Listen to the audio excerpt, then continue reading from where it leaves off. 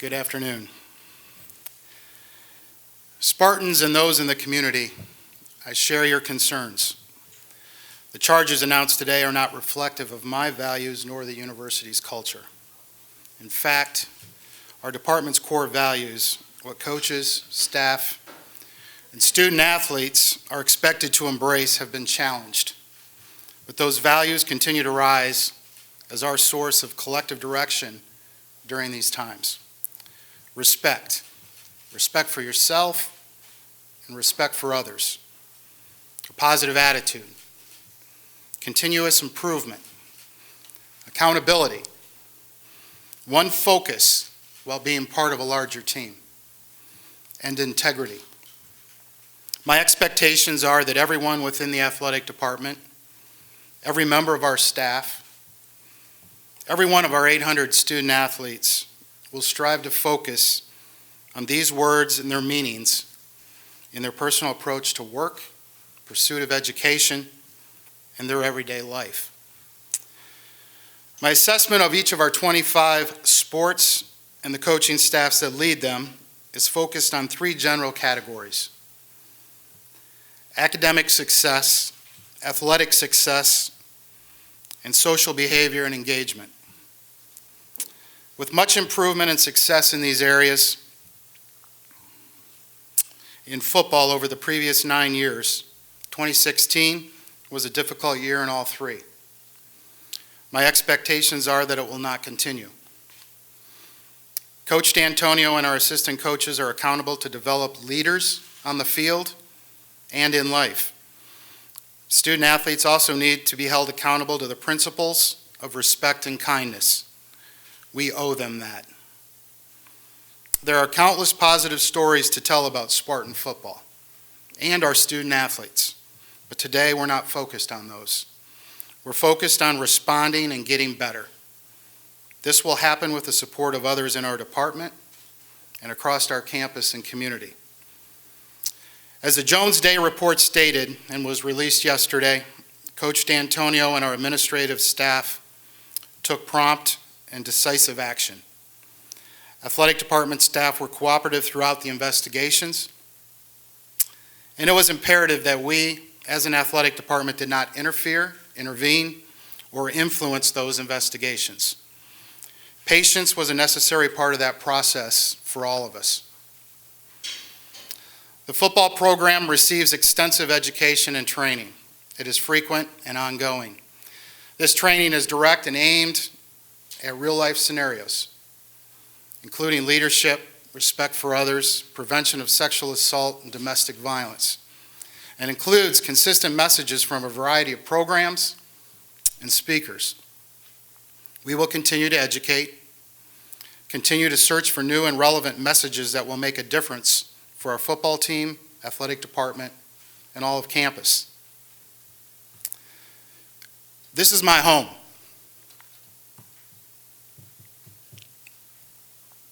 It's where my wife and I attended school, where one son and my daughter earned their degree, where my other son will enroll this fall.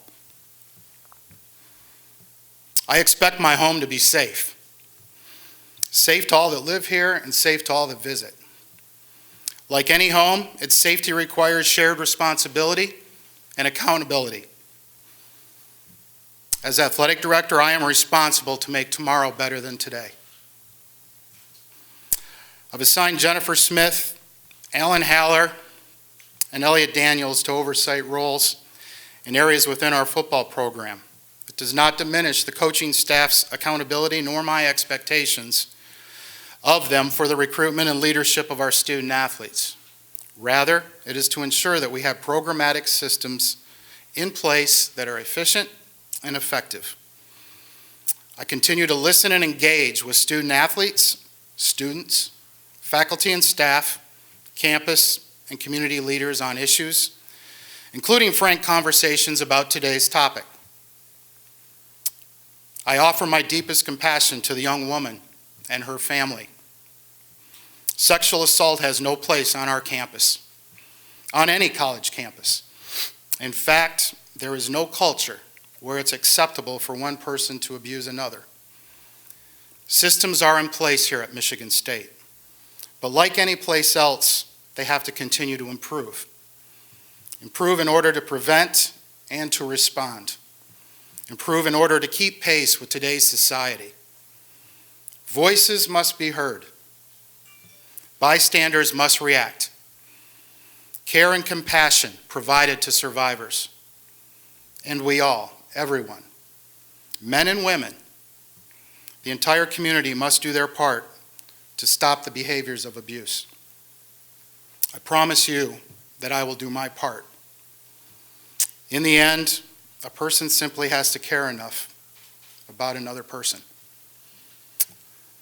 Those are my comments for today. I'm now going to introduce Coach Dantonio to make his comments.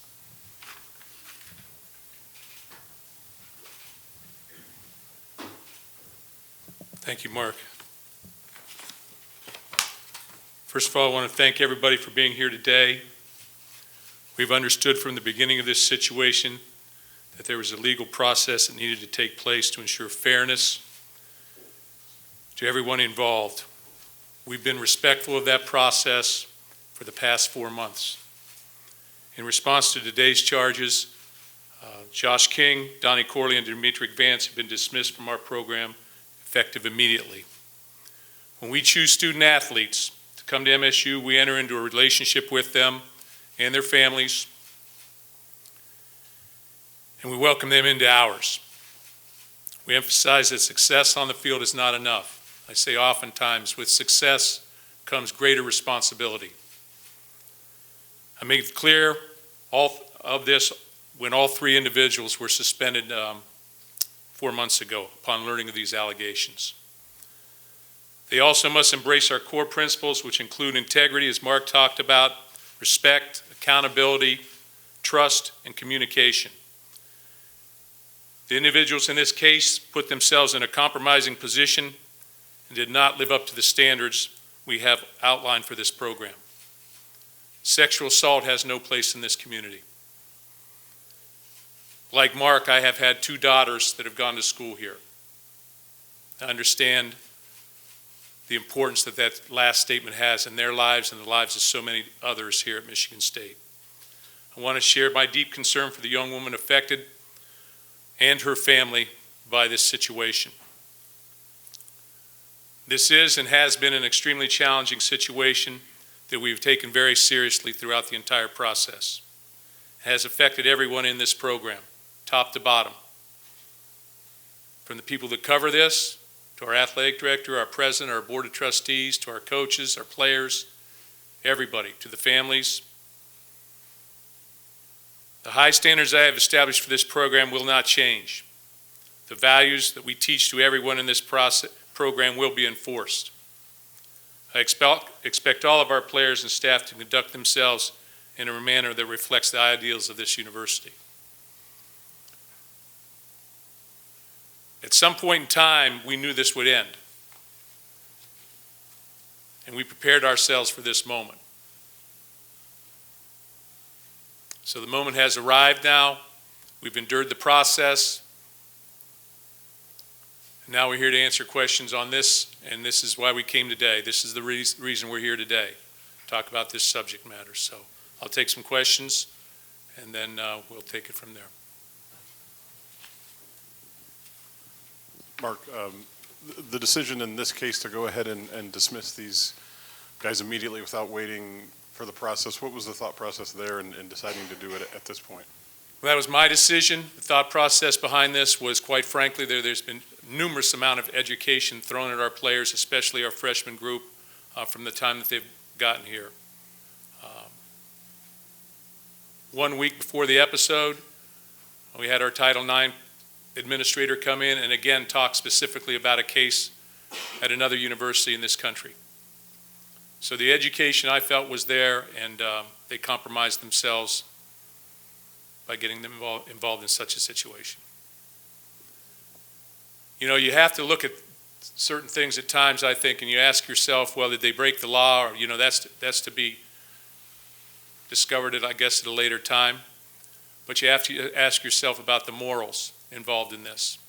And from my perspective, the morals were not where they needed to be. And conversely, this decision was going to be made upon recognition of the facts. Mark, revisiting Austin Robertson's situation, can you go through the process that you guys had in vetting him at first and how he ended up on campus and what precautions you took with him?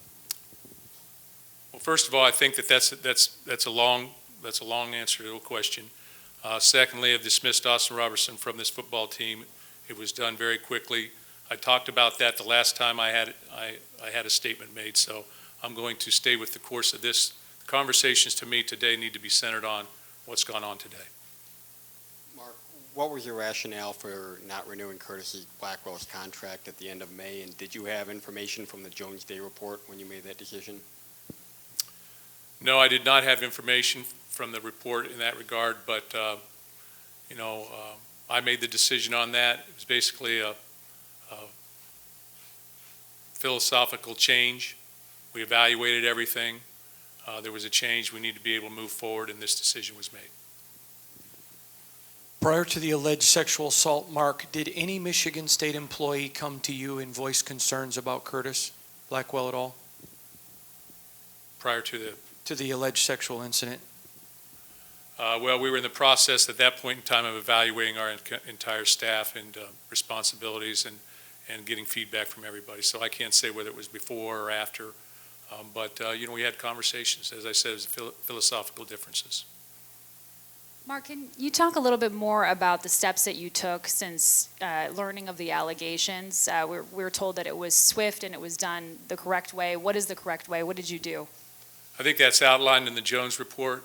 For me to sit and go through all of that, what I can tell you is we took immediate action. I felt like prior to that event in August that we had been educated and had about a 3-hour seminar on things of this nature, and we were prepared to take the correct actions. Mark, over the course of, I guess, about 15, 16 years, or really in throughout your entire coaching career, how have you handled these type of situations when sexual assault cases come up? And has there been changes in the past years with more emphasis around the campus on that? Well, this is new ground for us. We've been here 11 years. That has not happened previously. So this has been a little bit of a learning experience from what I can tell. As you all know, I think when you look across the country right now, there are issues. There are issues that need to be explored, and people need to continue to be educated, and you do the very best you can do in that endeavor. But from my perspective, a lot of this really took off this past year, the education components. I'm talking mainly about the education components and how we try to do everything possible from our end in educating our players. But I think we have to realize that the education comes in a controlled environment, much like a classroom environment many times. And when they're out there in real life, you're in an uncontrolled environment. And when you're in an uncontrolled environment, things occur.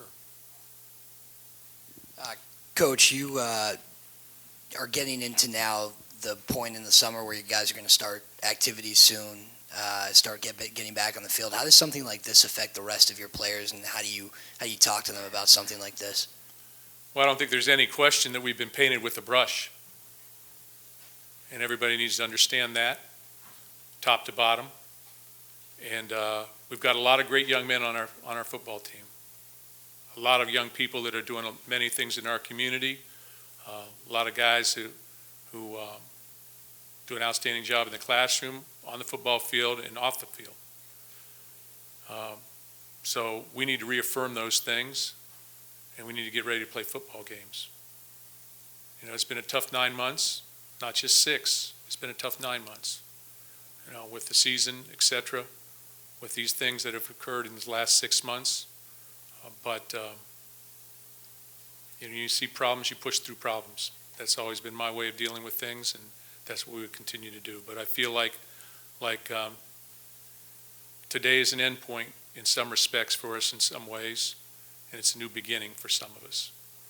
So we need to take advantage of that. Our players will be available here. We will get back to business as usual. Our players will be available either at the end of this week or early next week. And I think that those are questions that you can ask them.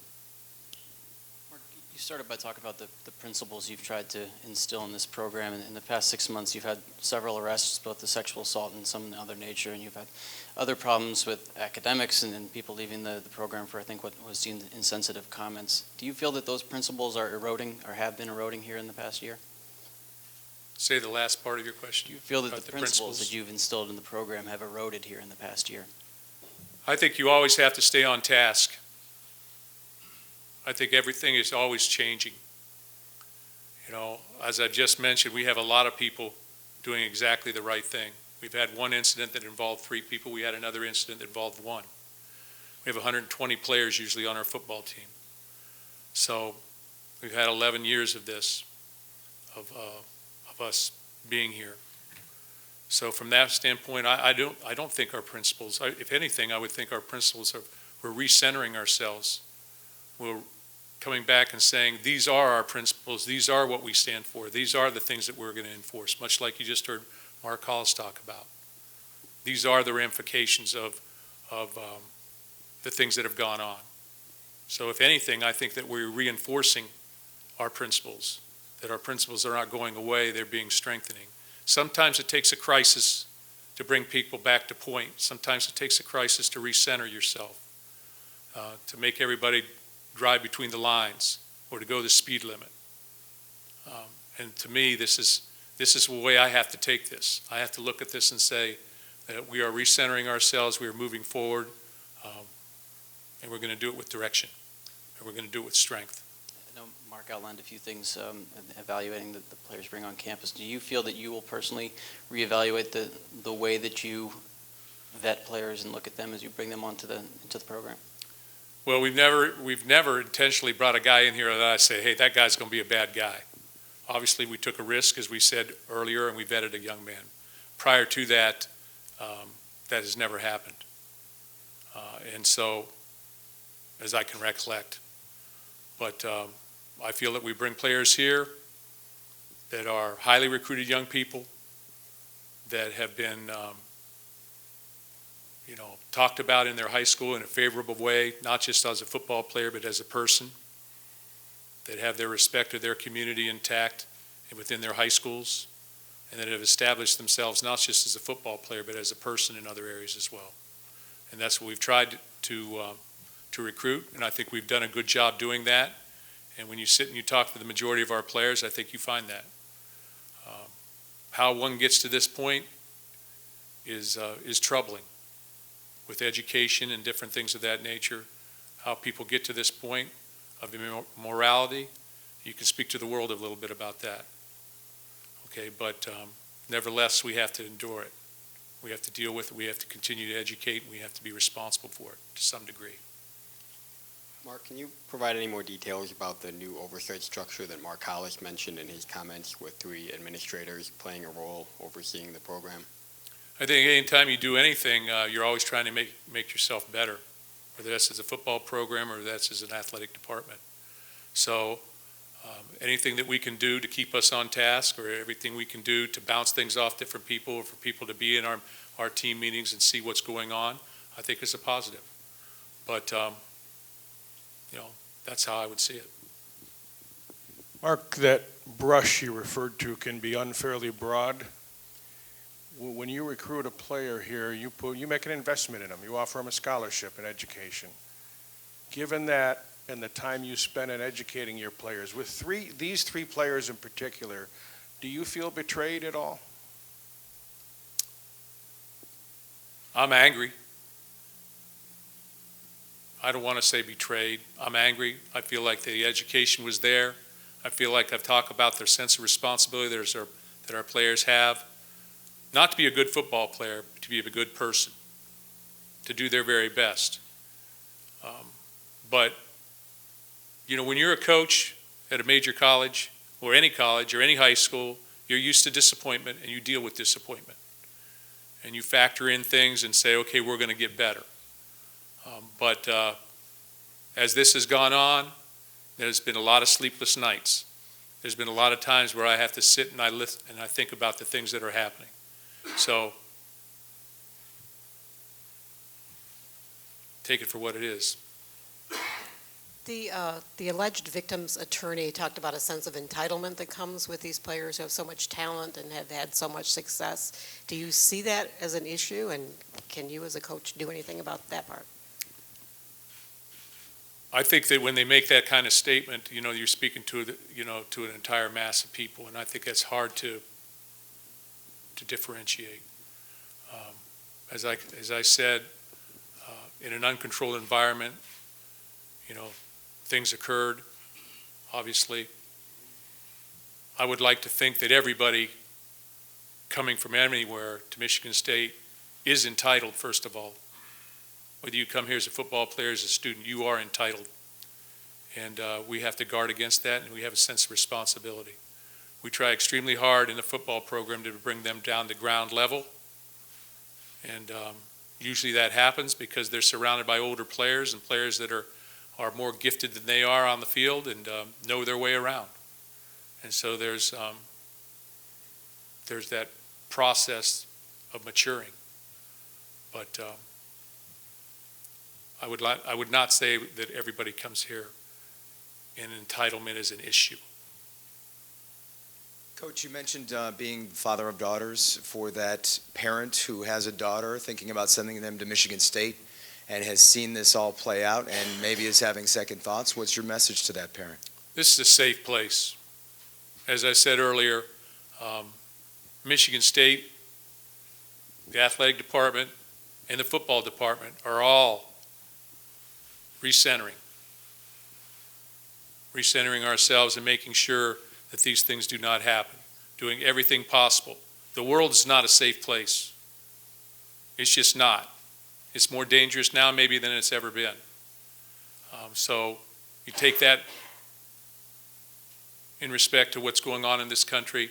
I can tell you that Michigan State is a safe place. I can tell you that the police do a great job here. I can tell you that there is systems in place, that there are people at the top that genuinely care, as you just heard Mark talk, that genuinely care about the well-being of every student, male and female, here at this university, faculty and staff. And things are in place to protect them.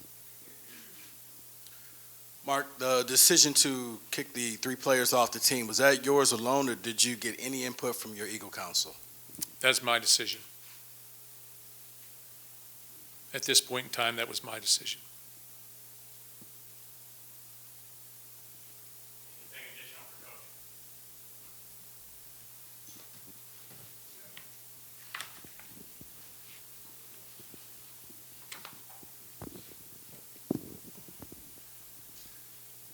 Mark, you didn't get into coaching to deal with this. It comes with the territory. At any point in the last several months, did you consider walking away from this? No. I don't think you walk away from problems. I think that, again, as I've said earlier in my time here, you're hired here to handle the problems. That's why you're hired here. That's why you're asked to do what you do. So 3-9, yeah, that's difficult. We'll push through. This thing that's occurred is very, very difficult. As I said earlier, I didn't even want to talk about football for the last 6 months because of this situation. And we had refrained from doing that because of the seriousness of this. So, but I was hired here to do a job. I believe that the people that hired me have faith in me as a person to do right to the very best of my ability. And I have complete confidence in our coaches and our players, and I have a lot of confidence in myself that we can deliver. And that's what we'll do. Yes. Knowing what you know now, what you learned over the past 4 months, is there anything you would change in your recruitment process?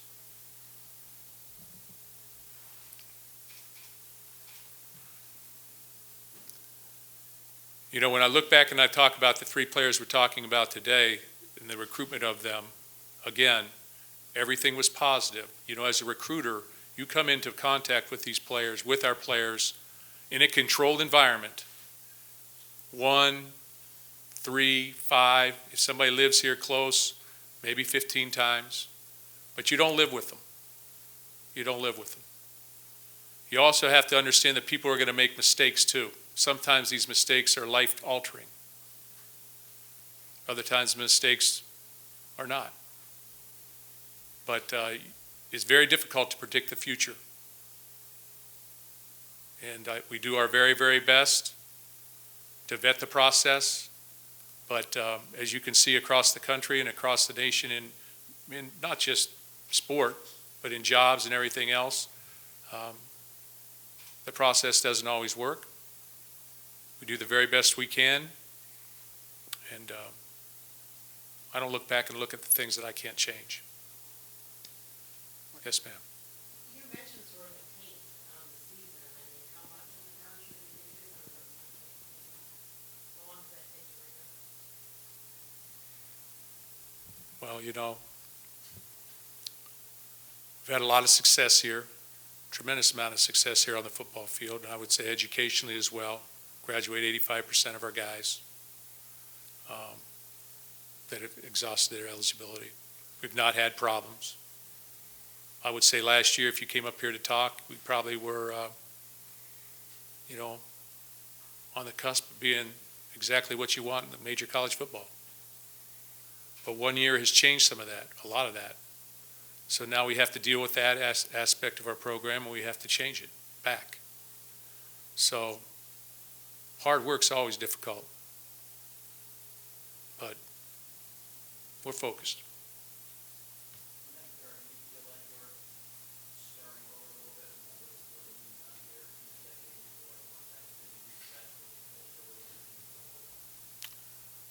I think I said after the season, I think I commented on my understanding of that we need to recenter ourselves even before this episode, just relative to football. And we needed to come back with a sense of direction, a sense of purpose, and those type of things. And we need to make it, and I needed to challenge myself to be the new coach and look at things in different ways, and do some different things. So that's going to happen. When you have a tough year, that happens. I wish I could say everybody has a tough year. Maybe they don't. But more often than not, they probably do.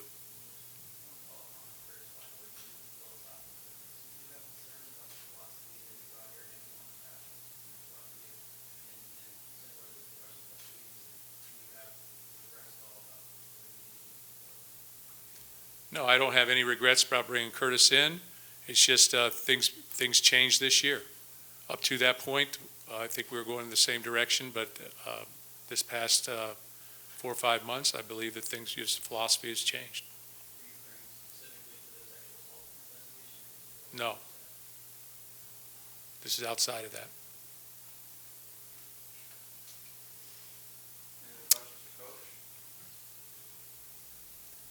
Okay, thank you very much.